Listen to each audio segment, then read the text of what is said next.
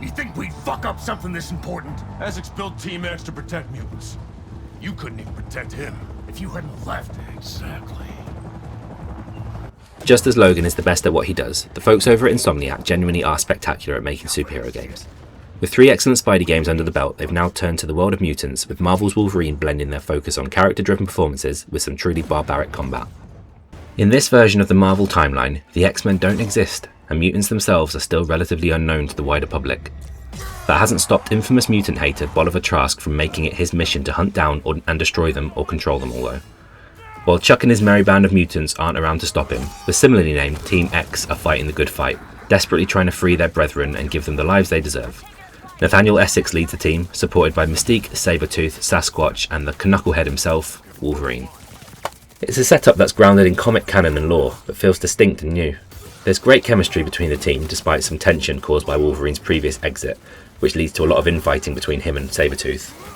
The rivalry between them was a high point of the preview session, with Wolverine somehow being the calm and level-headed one to Sabertooth's raw, animalistic, and sometimes sadistic nature. Mystique is the calm and collected member of the team, ever dependable, while Essex himself seems benevolent when he meets a near-primal Logan at the start of the game, but quickly starts to be a source of concern for both Logan and the player. The first part of the preview had us rescuing Essex from Trask's facility, which involved a lot of fighting. We were told that the game was built around fast, fluid claw combat, and that it's as essential to Logan as web-slinging is to Spider-Man, and this clearly shows. While Spidey often felt like combat was a dance, effortlessly jumping and bouncing between enemies, Wolverine is like a furry pinball full of rage. He still leaps between enemies, but every one of them ends up as a pile of mush on the floor. It's easy to build into a frenetic rhythm as you switch between attacking, leaping, using special moves and hitting parries, some of which lead to incredibly violent takedown animations. It strikes the perfect balance between looking the part while still giving you all the agency, control and risk. And guess what? While you're lobotomizing a guard with your claws and leaping up the side of buildings, you don't even notice the suit regeneration that had so many people balking.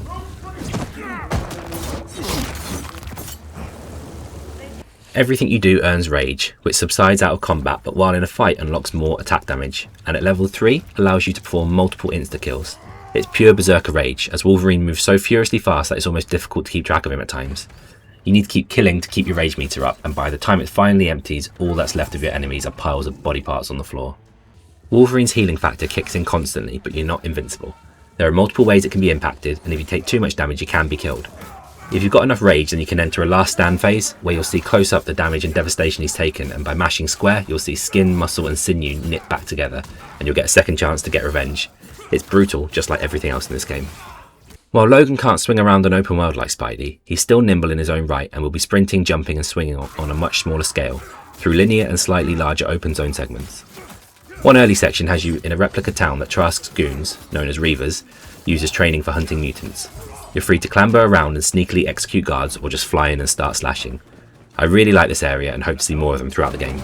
Time for this. We then move towards the end of Act 1, starting with the Sentinel boss fight. Now, I've seen a few of you moaning about this online, but I found it very cool.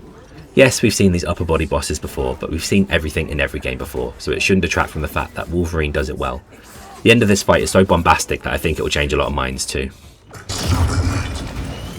Take more than the fucking robot to stop us!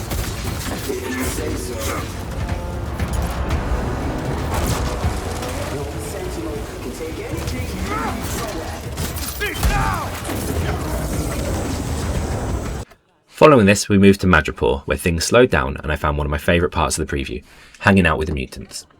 We take a bit of a break from killing anything with a pulse and spend some time chatting to Team X and exploring the bar and some of the wider Madripoor environment as Logan goes to meet Jean Grey.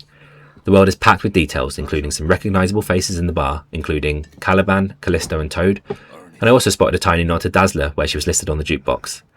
There's little nods to Mystique's relationship with Tiger, or Caliban's struggle with his powers, and it's really cool getting 10 minutes of calm just to exist in this little haven. Every performance I've seen so far is stellar, with Liam McIntyre's Logan managing to be gentle and caring at times, without it feeling completely detached from the murder ball he is elsewhere in the game. My personal standout though is Sabertooth, and every time he's on screen you can feel the tension rise. He's hurt that Logan left the team and isn't afraid to express his anger physically. He's incredibly violent and unpredictable, seemingly causing carnage for the hell of it, whereas you can see that Logan's there because he believes in the mission and wants to save mutants. You won't! You just give a shit when it suits you! We finished with chasing the hand through Madripoor and ended with more combat. What struck me most was how much the combat had evolved in just the 2 hours I had with the game. Enemies went from having shields to using inhibitor fields to block your healing factor, to using heavy weaponry, and then the hand introduced impaling, which locks a chunk of your health and makes it unusable until the weapon falls out. If this is indicative of the full game, then there should be more than enough variety to keep things exciting all the way through to the end.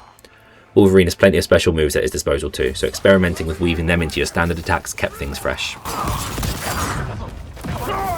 I'm very excited for Marvel's Wolverine.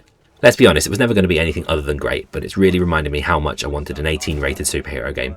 The outstanding character performances captivated me and left me wanting to see more, while the combat is every bit as brutal, frantic and bloody as you want from a Wolverine game. Got your knife? It's funny. Tossing mutants away like garbage. Gotta get Essex out of this place. Hey, if you enjoyed this video, then make sure you go to lootlevelchill.com for more content like this, and you can also make sure you subscribe to this YouTube channel and find us on TikTok if you want to find more of this good stuff. Patreon.com/lootlevelchill is where you can go if you want to find us, to support us financially and to get exclusive content. Thanks for watching, we'll see you next time. Bye bye for now.